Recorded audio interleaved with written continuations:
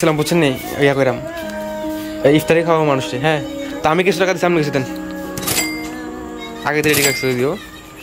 দেখ আফু please please please, আপনি জানেন আমার গত বছর দিচ্ছি আপনার উপর বর্ষা। হ্যাঁ দূর ওই পিছনে দেখছি দেন, ডালেন ডালেন আগে ডালেন, এদিকে এটি হতো না। আরে লাগবে প্রায় 15-20 হাজার টাকা, কে জানেন এটা কত দিচ্ছেন, কত না? দেখ মাশাআল্লাহ আমার শুরু মনে হয় এই শপিং এর টাকা দিতেছে মাশাআল্লাহ। আর বন্ধু বন্ধু টাকা বাকি আছে তো এখানে প্রায় মনে হয় 17-18 হাজার টাকা আছে বুঝছেন। আরো ফ্রেন্ড সার্কেল কিছু আছে তারা হ্যাঁ মামার থেকে কইরা। যাই হোক আমাদের শপিং এর টাকা আছে, ছোট বোন আমার শপিং এর টাকা না কইরা কি দেখা শপিং না করে আমাদের টাকা দিয়েছে, অসংখ্য ধন্যবাদ আপনাকে। লাল সালাম লাল সালাম। আমার হাতে ব্যাগ দিয়ে দিয়েছে বা বাজারের ব্যাগ, আপু তারা আসতেছে। হ্যাঁ তো এখন বাজারে যাবো, দেখতে থাকেন আপনারা কি করতে থাকি এই আর কি। আমার আম্মা ওইখানে দাম মূল্য করতে হবে, দেখতে আমর দিয়েছি। আর এদিক দিয়ে আম্মু মুখে কিনতেছে, এদিক দিয়ে আমার বাগিনা দেখা দুষ্টাই আর কাম নাই এদিকে। আচ্ছা আমরা যখন কইছেন তাহলে কিনা আমরা কইছেন না, তাহলে এটা সত্যি আমরা গেলে এটা সত্যি। এর একটা কাহিনী আছে, আপু ভাইয়া আগে দিয়ে বলছে যে মানে যাতে মানে ভুলও যাতে বাজার না আসে। আপু ওষুধ দেয়, আপু অসুস্থ, আপু ওষুধ লাগবে, ওষুধ ওষুধ দিয়ে আমার কাছে সমস্যা আর কি। তো ভাই আপনি যদি দেখেন আপু এটা বিচার করবেন, আপু কিনলে বিচার করলো। হ্যাঁ এতটুকুই। বাজার খরচ করা অলমোস্ট ডান, এখন শুধু বাসায় নেওয়ার পালা। তো আর কি বাকিটা সকাল ভোরে দেখা যাক। সকাল ভোরে ঘুম থেকে উঠে রান্না বান্নার কাজ শুরু করতে হবে, মশলাপাতি কাটাকাটি।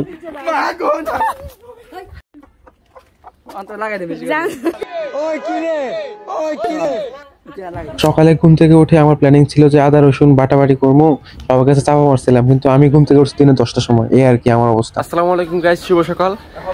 সকাল ঘুম থেকে উঠে তাসি দেখে তারা পুরো প্রিপারেশন করে লাইছে, মানে সবকিছু বাটা করে রাখছে। দেখেন আপনারা মানে যত কিছু লাগে প্রিপারেশন করে ফেলছে। তুই দেখতে থাকেন চুলাটা কিভাবে বানাতেছে। আমাদের শেফকে দেখবেন, গতবার যিনি ছিল এবার দিনই। হ্যাঁ আমাদের শেফ। ونظرة تؤلم قلبي في المنام كلام بعد كلام যদিও অসুস্থ। আর ইয়াসিনকে ভাড়া করে আনছিলাম 150 টাকা দিয়া। যাই হোক আমার আম্মু কিন্তু অনেক কষ্ট করতেছে, চালগুলো ধুইতেছে, চালগুলো ধুয়ে শুকাই দিচ্ছে। আর এদিক দিয়ে আমার ছোট বোনে কুটা মাংসগুলোকে নিয়ে ভাজা করার জন্য প্রস্তুতি করতেছে। এখানে কেউ কাজ করুক আর না করুক আমার দেখার বিষয় না, আমার কাজটা আমি ঠিকই করতেছিলাম। আমি অনেক কষ্ট করতেছিলাম, সবাইকে অনেক হেল্প করতেছিলাম। আমি দেখেন মাংসের গুলা কিভাবে আমি কড়াইয়ের উপর রাখতেছিলাম, তেলের উপর ভাজা কাজ করতেছিলাম। এখানে মূলত কেউই কাজের না বুঝছেন, আমার মতো কাজের কেউ নেই, সবাই মানে কাজের নামে ফাঁকিবাজি, আর আমি একমাত্র কাজের লোক, মানে বুঝতে পারছেন। এই দিক দিয়ে আমার কষ্টে ঘামের পানি চোখের পানি একসাথে বেরিয়ে যেতে চার। দিক দিয়ে নাকি আমার আপু বাবুর্চি সাহেব উনি নাকি কষ্ট করে ফেলছে। আহারে কি একটা কষ্ট করে না, দেখতে পাচ্ছেন উনি আমাকে বলছে সাব্বির তুই নিয়ে রাখ আমি দিতেছি। আর কি বলবো বলেন, এগুলো কি হয় বলেন? এত একটা প্রজেক্টের কাজ আমার একা দ্বারা কি সবকিছু সম্ভব? এমনিতে আমার 4-5টা 5 স্টার রেস্টুরেন্ট, এগুলোকে সামলাতে পারে না বাবুর্চি দিয়ে, এখানে নাকি আমাকে কাজ করতে হবে। কি আশ্চর্য ব্যবসা করে, এগুলো কি হয়? আচ্ছা আমি রেস্টুরেন্ট, আমার 5 স্টার রেস্টুরেন্ট গুলাকে আমি ম্যানেজমেন্ট করি, এখানে আমাকে দিয়ে দিয়েছি চুলা আগুন ধরার জন্য, তাও মাটির চুলা। আমি গ্যাস ছাড়া চালাতেই পারি না, কিন্তু আমাকে দিয়ে দিচ্ছে মাটির চুলা। এগুলো ধরাতে পারে না কিছু না, উদেই আমাকে প্রেসার দিয়েছে। আমি পরে বলছি যা আমি পারবো না, তোরা আমার এই মশলা কাজগুলো দিয়ে আমি রান্না বান্নার কাজ। এই থেকে আমি রোজ আছি কি একটু পর পর আমার সামনে খাবারগুলো নিয়ে আসে, তাও আমার ফেভারিট খাবারগুলো মুরগির মাংস। উফ সবাই লাইক করে দেন, সাবস্ক্রাইব করে দেন, ফলো করে দেন। আচ্ছা আমি একটা জিনিস বুঝলাম না, আমার এই কেন শুধু লাগতে হবে, তোরা কি করবি তোরা বলছিস না। আমি জাস্ট আপনাদের কাছে বিচার দিতেছি, দেখেন চালগুলো আমাকে নিয়ে যেতে হয়েছে। কি একটা আশ্চর্য ব্যাপার, আমাকে ছাড়া মানে কি হয় না।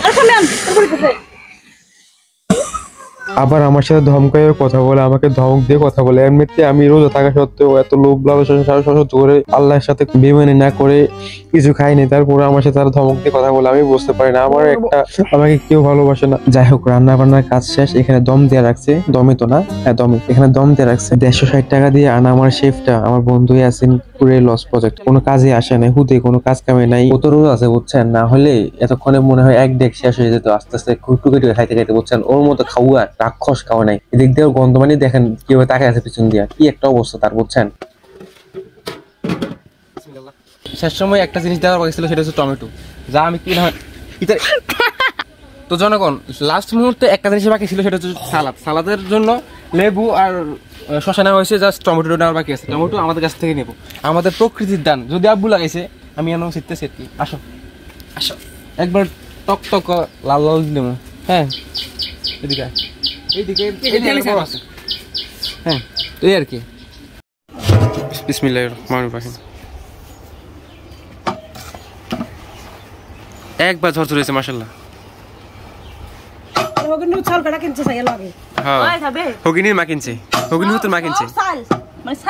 লই যা টান দে যাতিস না তুই ডাল আমি বলতেছি ডাল জসুর কর আগে। আফুর দিকে দেখ, আফুরটা দেখ একবার মানে জাতুন সারা পুরো করে দিবি।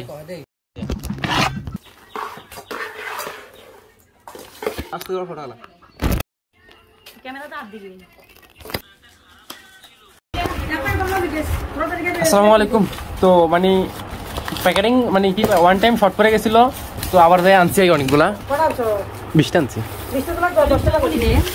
20টা হবে ইনশাআল্লাহ। আচ্ছা হবে 20টা হয়ে যাবে।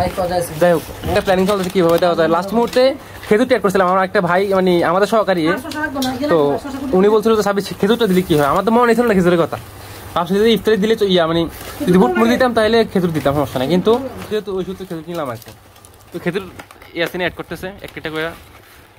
আলহামদুলিল্লাহ আমাদের ছোট ছোট হাতে এই প্যাকেজিং এর কাজ শেষ হতে যাচ্ছে এবং ইনশাআল্লাহ আমরা খুব শীঘ্রই গরিব দুঃখীদের মাঝে এগুলো দান করতে যাচ্ছি। খুবই ভালো করছিলাম যখন নাকি বাজার থেকে আসার সময় 10-12টা বেচারার প্যাক নিয়ে আসছিলাম আর কি। এগুলোতে প্রায় 20-25টা পার্সেল এটে যাচ্ছিল। তো এই পার্সেল গুলো আমার বাবার গাড়িতে নিয়ে রাখছিলাম আর কি। ওই বাবার গাড়ি দিয়ে নিয়ে গরিব দুঃখীদের সাথে আজকের ইফতার বিনিময় করবো ইনশাআল্লাহ। সবকিছু রেডি, শুধু আপু হিসাব করে আসার বাকি ছিল, তো উনি চলে আসতেছিল আর আমিও বেশ এক্সাইটেড হতে লাগলাম আর কি যে আজকে খুব মজা হইতে যাইতেছে।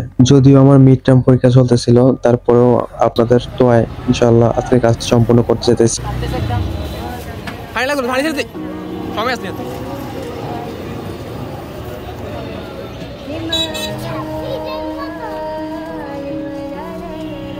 ওই দিন আপুর উপর দিয়ে অনেক ধকল করেছে, তাই উনি সরাসরি ভূমি করে